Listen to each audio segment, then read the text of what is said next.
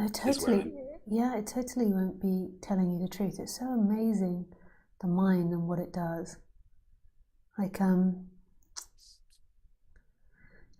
when I work with people, they'll tell me a particular story, and I know it's often not really their truth. It's more, what they want to be, or how they want me to see them.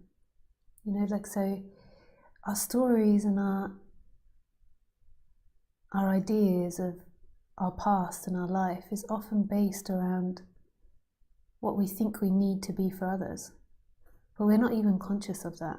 So we're not even conscious that we're doing that dance.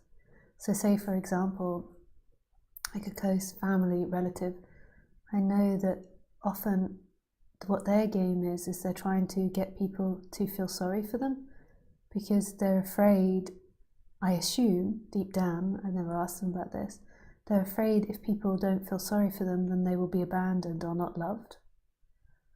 So it's a way of them getting attention, it's a way of them feeling safe in the situation.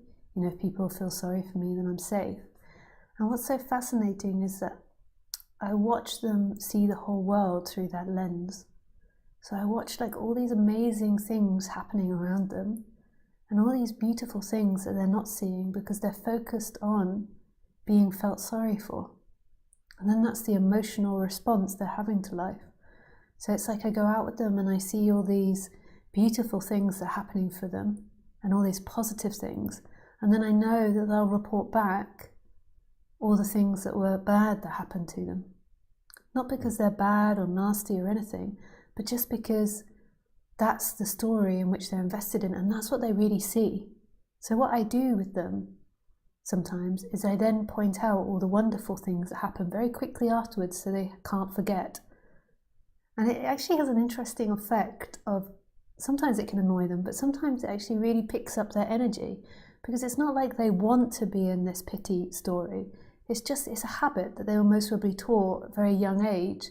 Like if they were too powerful around their parents, then they got ignored, or if they showed pity, if they showed hardship, then people loved them and gave them attention. So it doesn't necessarily feel nice for them. It's something that they've learned. It's their strategy. But I know as days go on, because of the nature of the memory forgets, they're only remembering about their life all the times when things went wrong for them. And that's all they're really reporting in their day-to-day life. And I can see it so clear with them because I spend a lot of time with them. But it happens with everybody. Our mind focuses in on the memories of what identity it wants to be. So if your identity is to want to remain a seeker, or to want to remain somebody that does not know, then it will not focus on all the awakenings. So mine was, my story is that, I was always last in the class. I was even put down a year and I was last in the class. So it was like, things don't happen for me. Like they happen for other people, but they don't happen for me. So it's like I had all these fucking huge awakenings and I didn't notice them. I noticed them afterwards. I was like, hang on, this has happened many times, but I was never reporting them because that wasn't in line with Lisa's story. Lisa's story was that she was not only bottom of the class, but put down a year and bottom of that class. She was a fucking fuck up. She didn't succeed at things. She was the last person that would ever wake up. It was she was never going to have that story. It was just the way it went. And then I selected characters which reflected that back. So even with Roger, my teacher, he's a brilliant mind and a brilliant person, but he reflected back to me that he was awakened and I would never be, not all the time, but it was just what I picked. I picked people that were awakened. I picked people that were more advanced than me. I picked people that also didn't see that I was having awakenings as well. That Roger would never allow me to talk about it, and if I did, he would dismiss it. If I ever brought anything up. And also with my friends, I often picked friends that were high intellect and liked to talk about how many things they knew. And the funny thing is what I didn't notice is that I was keeping up with a high intellect. I was understanding a high intellect. To me, I'm like, they're a high intellect and I'm stupid. But if I'm that stupid, why could I keep up with them? Like, it was like I never saw those things. I only saw what was important for Lisa to maintain her story. And this is what everybody's doing. And this is the shadow work that we have to do, is investigate these illusions in us and see they're not true, so we can see life as it is.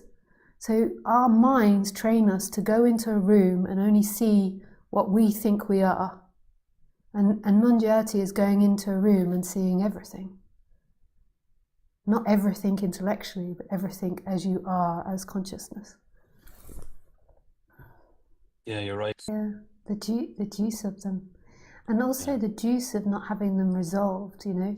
This isn't, it's, I mean, sometimes they get resolved, but often not. It's like, so you have to give up not having resolved them. And that's like, when I say resolved, I mean not completed them in the flow of life. So say if one of your issues was you want to find the love of your life, that's never going to happen. That sounds so awful. Other people would preach up otherwise, but it's never going to happen because the love of your life is yourself. So it's like if your story is you want to find the other half to complete you, it's never going to happen because you already are that. So it's like you have to give up on this love affair. You know, so if you've got low self-esteem, or if you struggled with dyslexia, you have to give up on this idea of proving yourself better than, or proving yourself capable. That maybe you did that in life and maybe that was healing, but then it's ultimately giving it up. And that's the difficulty, is that the unresolved stories, you know, they're so juicy. It's like, you what? What did you say? And the energy wants to go over there and like suddenly find its twin flame or something. It's Yeah, in my words. Yeah, thanks, Dennis.